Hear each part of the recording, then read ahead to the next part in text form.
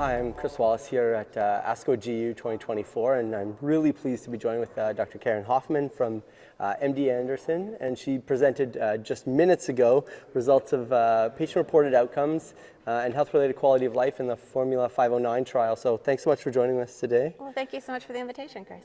So I think, it's really important when we think about prostate cancer, and particularly localized prostate cancer, to think about why we're doing what we're doing. And the trials are always oncologic endpoints, but I think you probably share the notion that patient-reported outcomes and health-related quality of life and these whole survivorship concepts are really important. So tell me how it fits into trial design, for example, like a study like FORMULA-509. Sure, I absolutely agree with you, Chris. So I do think it's important that whenever we're designing a trial that we do our best to also include patient-reported outcomes. Often in our trials we're looking to kind of improve oncologic outcomes, and that certainly was the case in the FORMULA-509 trial, and we identified a subgroup of patients who did benefit from the more intensified ADT.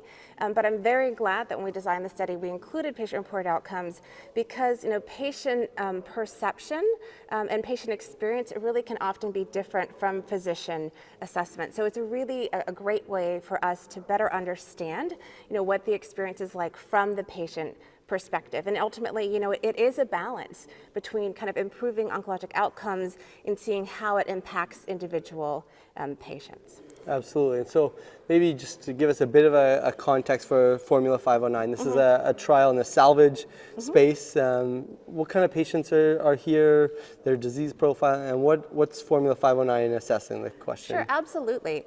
So for patients who have prostate cancer recurrence, usually biochemical recurrence or recurrence just in the pelvis after prostatectomy, they receive salvage radiation therapy.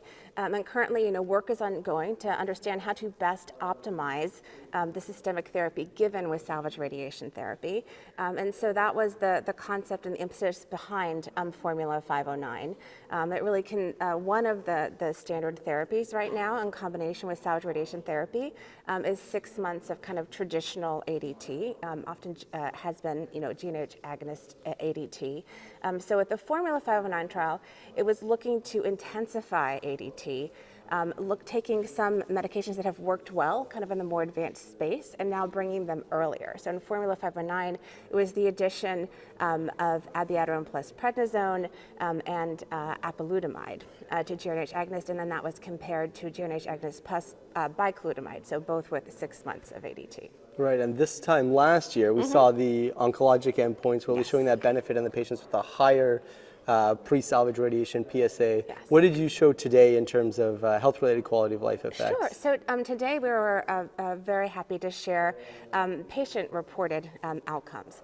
So in FORMULA-509, patients' health-related quality of life was assessed with questionnaires that were administered at baseline, at the completion of their 6 months of systemic therapy, and then 1 year after completion of therapy. The patients completed the Expanded Prostate Index Composite 26. We highlighted today the hormonal domains and the sexual function domains, the PROMIS fatigue short form 4, and then also the St. Louis University mental status examination. So that's what I presented today. And what we found is with regards to the EPIC 26 hormonal domain, patients in both treatment arms reported a clinically meaningful decline in hormonal function at end of treatment, which then improved towards baseline at 1 year of follow-up. But notably, there was no difference in patient-reported hormonal function between treatment arms at end of treatment as well as at 1 year of follow-up. It was a similar story with regard to the EPIC 26 sexual function. So there was no difference between treatment arms with regards to patient-reported sexual function at end of treatment and 1 year after a completion of treatment. They were somewhat limited by the conclusions we could make because within this group of patients, all of who'd had prostatectomy previously, their baseline sexual function was generally overall poor. Surgeons aren't giving them much to work with? Well, there's multiple factors factors that play into individual sexual function, right? But at baseline, only 21% of them had erections sufficient for intercourse. That we found, as I mentioned, no difference in impact on sexual function. With regards to patient reported fatigue, we did see, in both treatment arms, an increase in patient-reported fatigue at end of treatment, with subsequent improvement towards a baseline by 1 year as well, with no difference in patient-reported fatigue at end of treatment and 1 year after completion of treatment. With regards to cognitive function, as mentioned, we assessed that with the St. Louis University mental status exam. We didn't detect, an impact or a difference using this measure with the treatments, and then there was no difference in cognitive function between the treatment arms at end of treatment or 1 year after treatment. So in summary, across the different measures that we looked at, patients reporting, similar health-related quality of life, whether they were having, kind of the more standard 6 months of ADT regimen or the intensified regimen.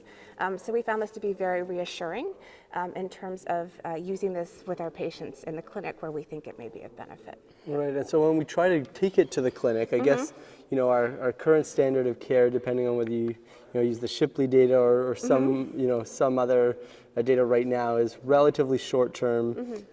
Traditional ADT. This is a paradigm where you add intensity.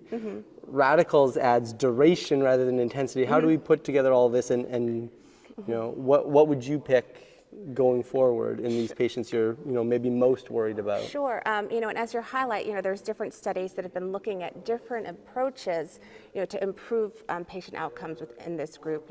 Several that are comparing, a 6 months of ADT regimen to something different. Radicals HD has reported their findings, and with their approach, which was lengthening the duration of ADT to 24 months, did demonstrate, improvement in metastasis-free survival compared to 6 months of ADT. I mean, if we think putting FORMULA-509 results in this context, our approach was the more intensified ADT regimen of 6 months.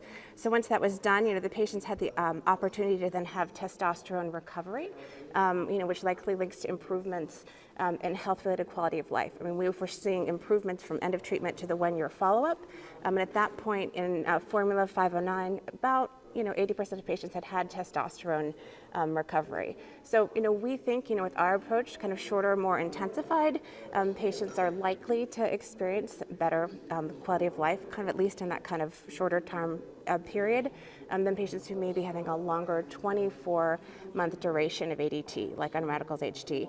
It's something that we're going to be looking at. It's something we're going to be testing in our next trial. It's called the Prostate IQ trial, where we'll be comparing the two approaches, lengthening ADT 24 months versus a more intensified ADT regimen, similar to FORMULA-509, but for this one, we're using just the apalutamide. We're not including the abiraterone. And then, we have actually even more robust health-related quality of life outcomes than we have in FORMULA-509. So fantastic. When can we look forward to those data?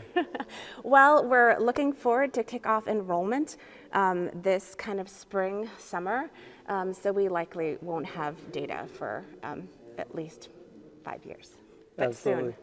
Fantastic. Well, thank you so much for taking the time and sort of giving us insight into how patients' experience of biochemical recurrent treatment goes. And Absolutely, and obviously it's always important to individualize it for an individual patient, their preferences, what their goals are. But it's really nice, I think, to have some patient-reported outcome data to help and inform those discussions. Absolutely. Thanks so much for your time. Thank you.